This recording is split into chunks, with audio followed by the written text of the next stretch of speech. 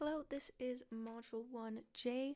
We're talking about how to read in multiple files using Pandas in Python and then combine the information from those files into a single data frame and eventually a single file.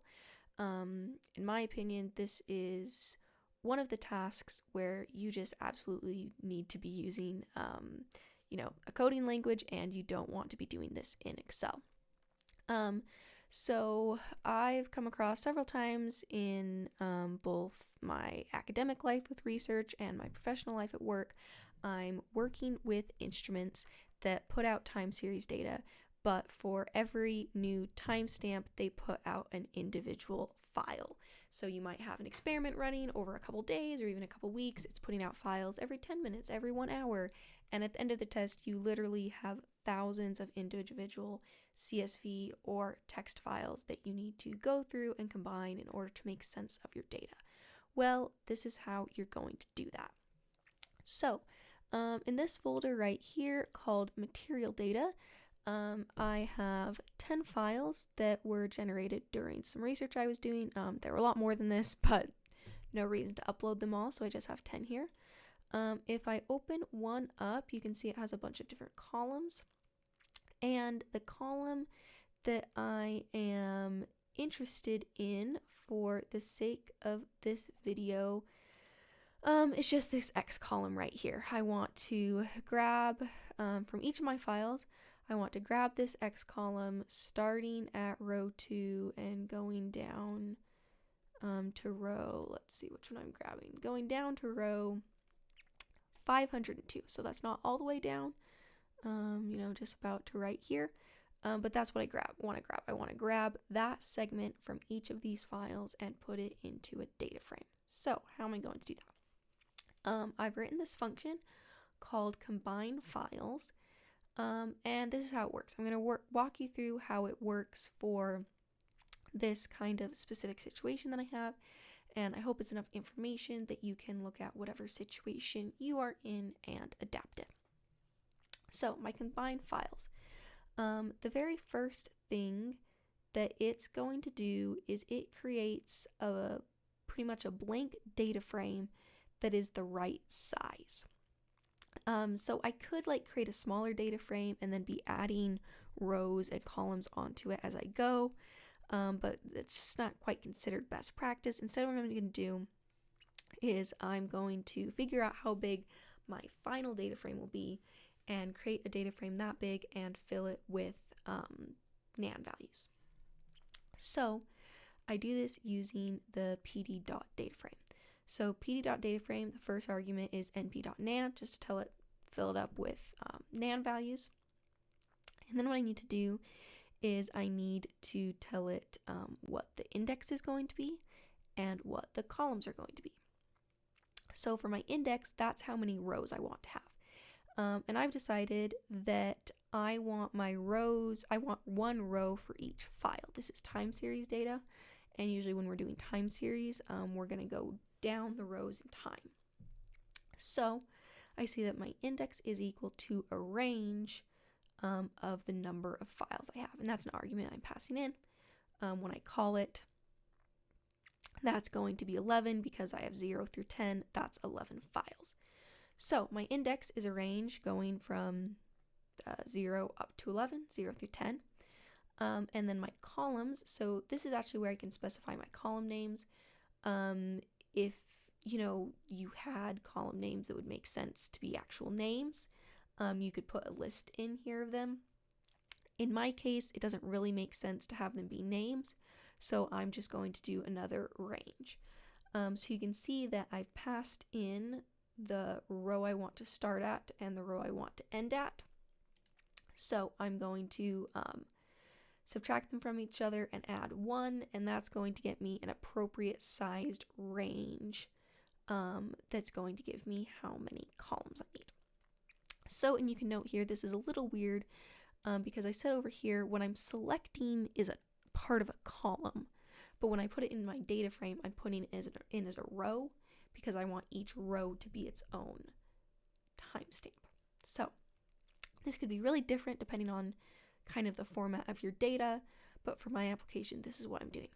So I've created my blank data frame, and now I need to fill it up.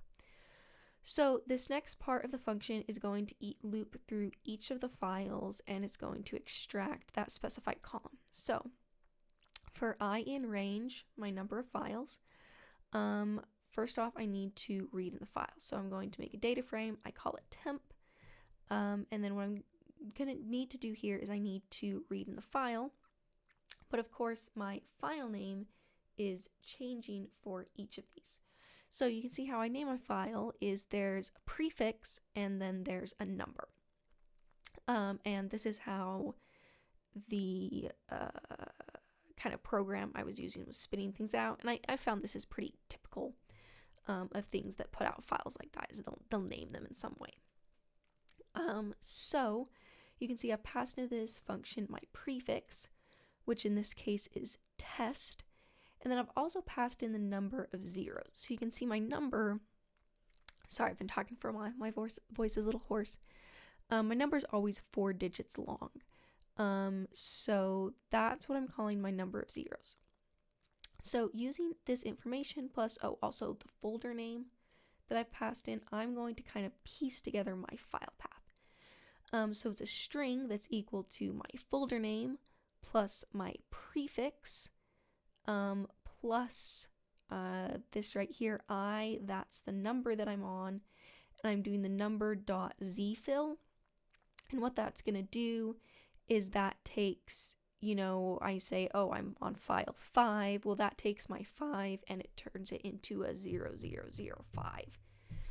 So this is going to piece together my correct file path, and then .csv at the end.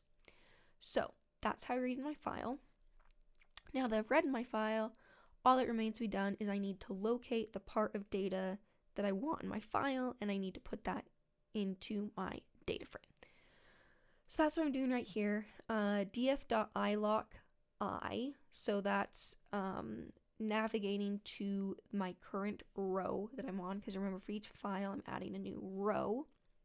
So I do that, and then this right here, that is my logic to go identify that part of the column I want.